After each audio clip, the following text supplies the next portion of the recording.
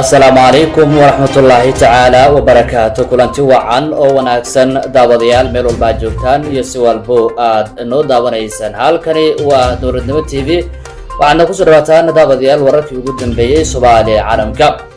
waa maalin Arbacada taariikhduna ay ku beegan tahay 17ka bisha 2 Febraayo sanadkuna waa 2021 qodobada ugu waaweyn ee aad ku daawan doontaan warkeena dowladnimada waxaa ka mid ah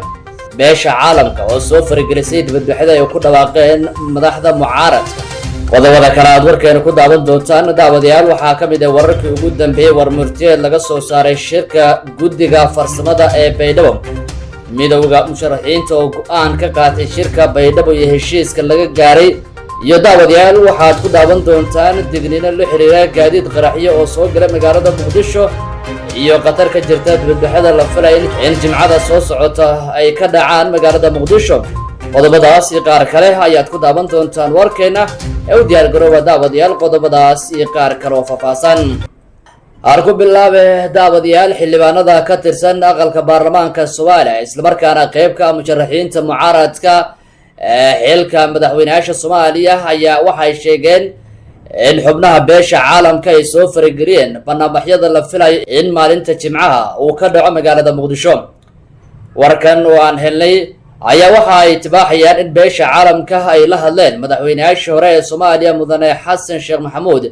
madaxweyne Sheekh Shariif Sheekh Axmed iyo ra'iisul wasaaraha hore ee dowladda Soomaaliya mudane Xasan Cali Khayre iyo hogaamiyaal ay xubnaha beesha caalamka isla markaana ay ka dalbadeen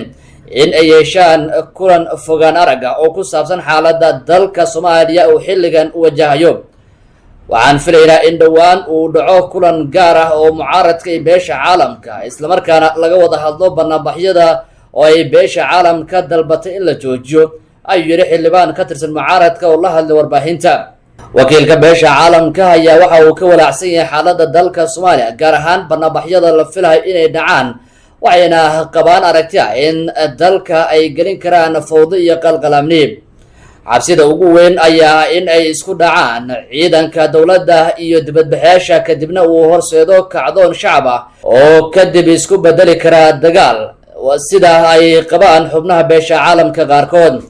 golaha midowga musharaxiinta madaxweynaha Soomaaliya ayaa toddobaadkan sheegay in ay qaban doonaan barnaamij looga soo horjeedo inuu kursiga sii fadhiyo madaxweynaha waqtigiisa dhamaaday mudane Maxamed Cabdullaahi Farmaajo laguna dalbanayo in sida ugu dhaqsiyaha badan uu u qabto doorasho xor iyo xalaal ah si markaasi madaxweyne kale ay dowladda Soomaaliya u yeelato wali dowladnimo TV ayaa daawanaysaan shirkii guddiga farsamada arrimaha doorashooyinka federaalka ay ku qabsamay magaalada Baydhabo kaasi oo yeesheen wakiilo kala matalaya dowladda federaalka Soomaaliya dowlad goboleedyada iyo gobolka Banaadir ayaa heshiis buuxa lagu gaaray waxaana markaasi la soo saaray warmurtiyeed dhinacyo badan taabanayo magaalada Baydhabo bishan ku guda jirno 16keeda shirka guddiga farsamada arrimaha doorashooyinka federaalka ayaa ku qabsoomay magaalada Baydhabo ee caasimadda kumeel gaarka ee koonfur galbeed wuxuuna markaasi ku soo dhamaaday guul guddiga oo ka duulayo mabaadi'da asaasiga ah ee wadar ogol isku tanaasul isqancin iyo tixgelin xaaladda dalka ayaa si qoto dheer ugu dooday qodobada caqabada ku ah fulinta heshiiskii 17 Sebtembar 2020 iyo duruufaha ku xeeran qabsoomidda doorashooyinka dowladda federaalka Soomaaliya guddigu waxay si gaar ah markaasi diiradda u saareen dhiirigelinta farsamada iyo xal u helidda qodobadaasi cabashada laga muujiyay in qaar ka mid ah xubnaha guddiga doorashooyinka aysan waafaqsaneen habraaca iyo shuruucda xubinimo ee guddiga doorashooyinka ee lagu qeexay heshiiska 17 Sebtembar ee sanadkeena soo dhaafnay gaar ahaan inay jiraan xubno ka tirsan shaqaalaha rayidka iyo hay'adaha amniga xal u helidda guddiga doorashada kuraasta Somaliland xaaladda gobolka Gado oo la xaliyay adkeynta qoondada haweenka jadwalka qabsoomidda doorashada guddigu waxay hal farsamaha gundhig u noqon karaa qabsoomidda doorashada ka gaareen dhammaan qodobadaasi aan soo sheegay waxayna madaxda golaha wada tashiga qaran u gudbiyeen soo jeedinta guddigan si ay u meelmariyaan sidoo kale guddiga farsamada arrimaha doorashadu waxay ugu baaqeen madaxda golaha wada tashiga qaran in ay shir iskugu yimaadaan 18 Febraayo ee sanadkan ku guda jirna ee 2021 oo ku beegan Brito maalin Khamiisa guddigu waxay u mahadcelinayaan madaxweynaha dowladda federaalka soomaaliya iyo shacabka reer koonfur galbeed oo soo dhoweyn iyo martigelinta guddiga farsamada. guddigu waxay sidoo kale u mahadcelinayaan beesha caalamka oo dadaalkooda joogtada ah ugu jira sidii dalka ay uga dhici lahayd doorasho markaasi loo dhan yahay. madaxweynihii hore ee galmudug kana mid ah xubnaha midooda musharaxiinta cabdikariin xuseen guuleed ayaa ka hadlay heshiiskii guddiyada ka kala socday dowladda dowlad goboleedyada iyo gobolka banaadir ay ku gaareen baydhabo kaasi oo la xiriira arrimaha doorashooyinka soomaaliya. guuleed oo ku hadlay afka midooda musharaxiinta ayaa waxa uu marka hore sheegay in maalmihii lasoo dhaafay dalka uu kusoo kordhayay faafinta cudurka safmarka ee covid-19 islamarkaana dowladda looga baahan yahay in aysan siyaasadeeda oo marmarsiyo uga dhiganin in dib loo dhigo doorashada la filayo inay dalka soomaaliya ka dhacdo. waxa uu hadalkiisa uu intaasi ku daray in xilligan ay ahayd in howlaha doorashooyinka ay socdaan ama uu jiro heshiis laga gaaray balse ay nasiib darro tahay in uusan jirin heshiis doorasho oo la is ogol yahay welina maxamed cabdulaahi farmaajo uu si sharci darro ah uu ku joogo villa soomaaliya.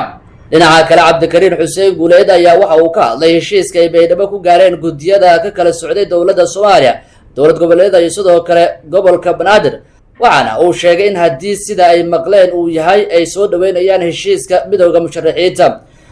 waxa uu sheegay inay jiraan is-afgarad dhowr ah oo la xiriira doorashooyinka dalka oo hore markaasi loo gaaray sidii heshiiskii 17 sebtembar waxaana uu ka digay in aan la dhaqan gelin heshiiska is-afgaradka oo ay guddiyada ku gaareen magaalada baydhabo.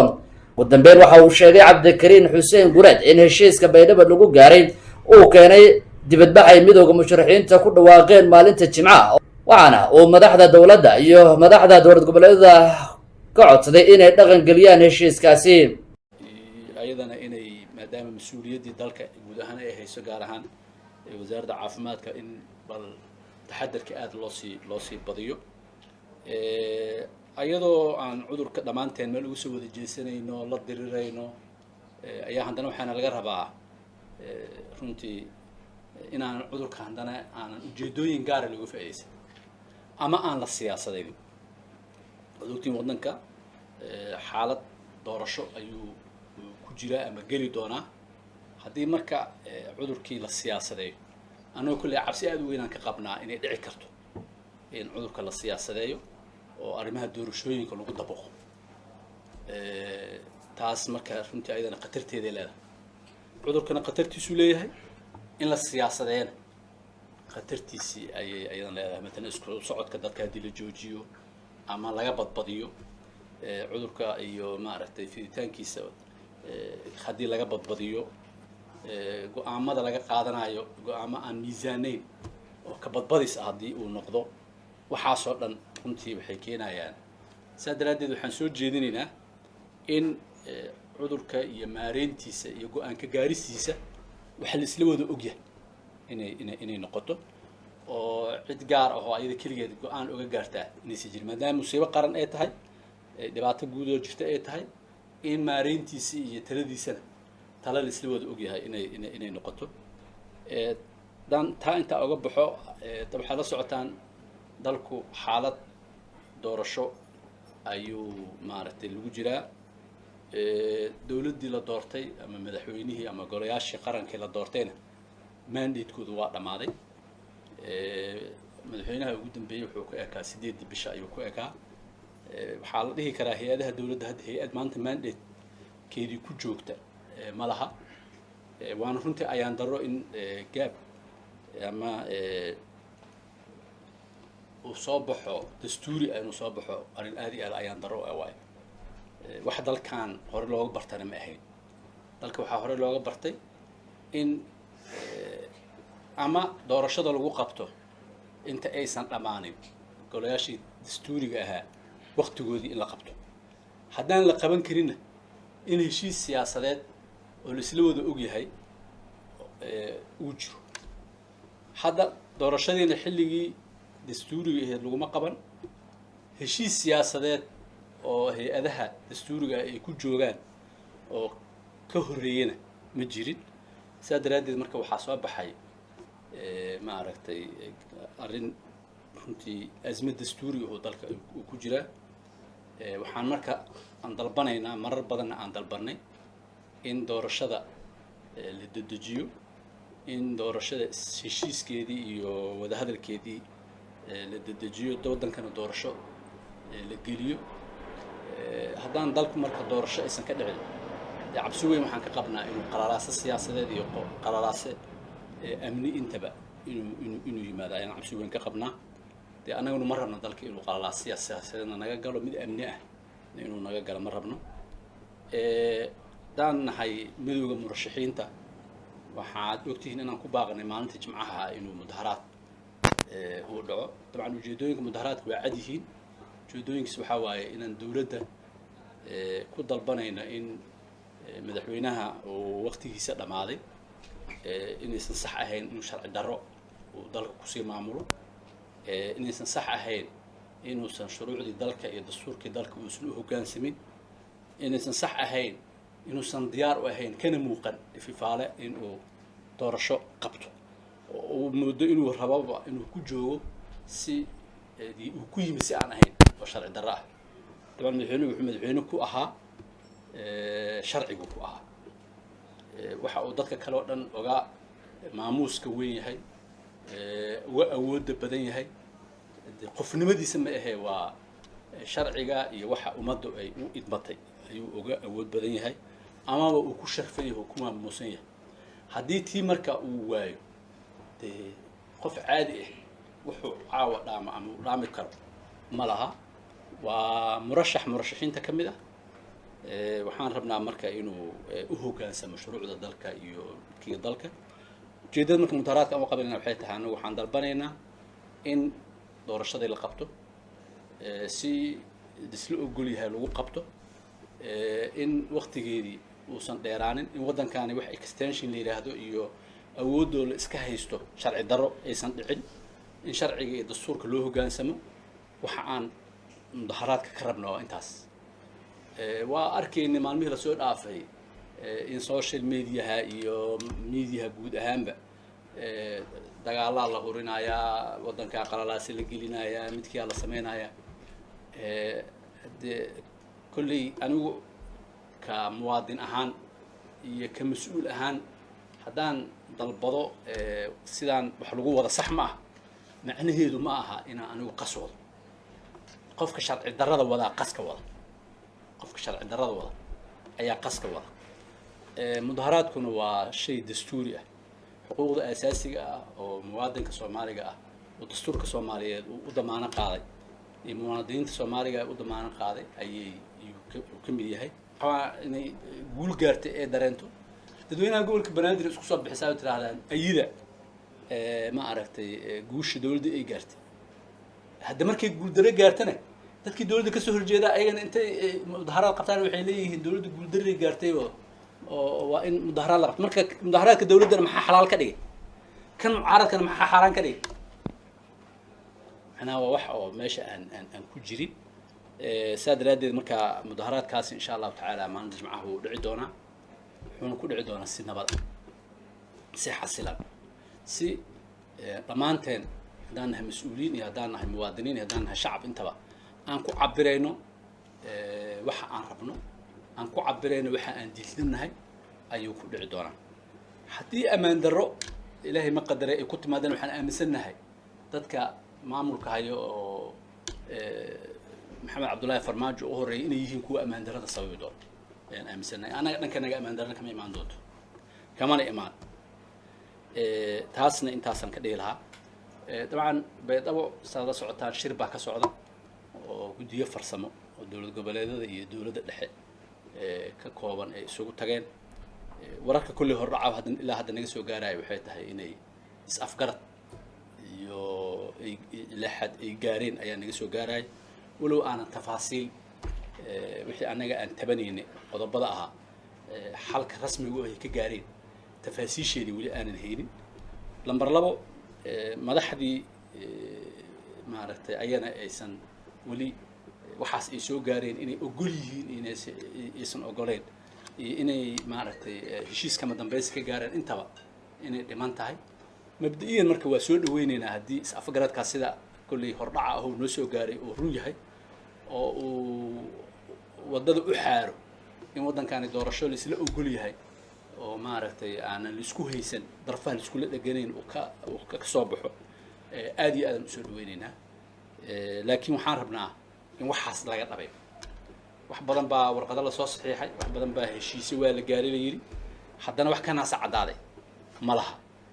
17 September buu ogtihiin in heshiis la gaaray maantana 6 bilood wax ku dhow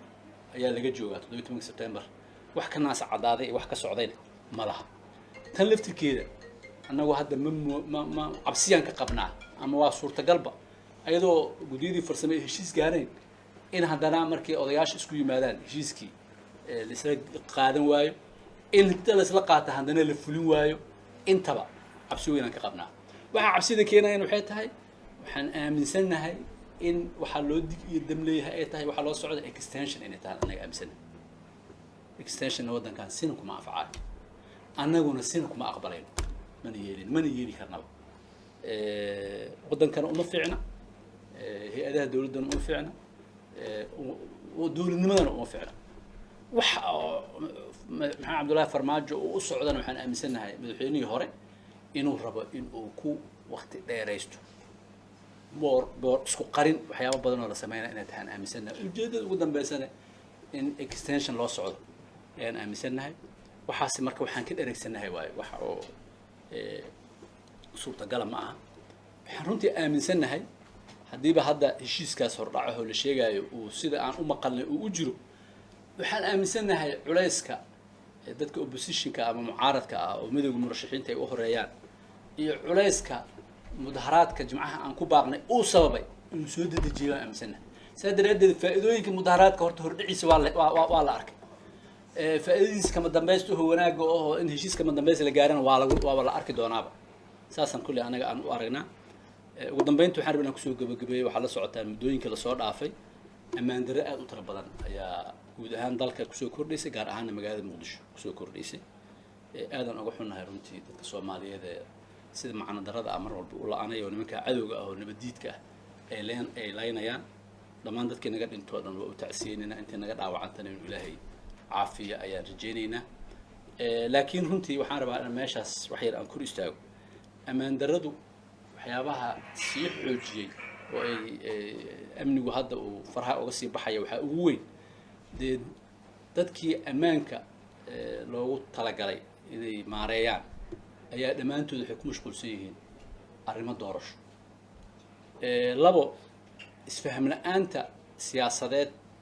iyo qalalaasaha siyaasadeed ee dalka ka jiro ayadana ammaan darradu qayb u ka yahay maxaa yeelay ummadii oo dhan qof walba shaqadii loo idmaday ayuu fox ka leexinayaa xildhibaankii